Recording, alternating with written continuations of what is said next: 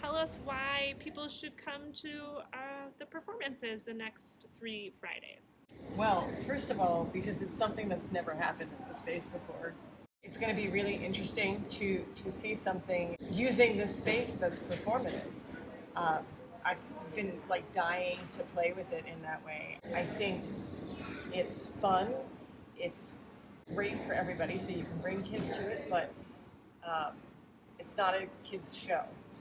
And we talk about hope, and it's a really weird piece of kind of performance that kind of walks the line between theater and performance art.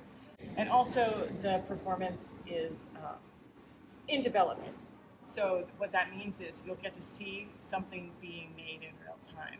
We'll be performing, but we'll also have scripts in our hands, and we'll talk to the audience. Possibly, if you came to all 3 performances, you'd see something a little different each time that had developed further. So I consider it like a living piece that will continue to transform. Yeah, and it's just weird. It's just something weird to do with an hour of your time that you've not experienced before. So come, see it.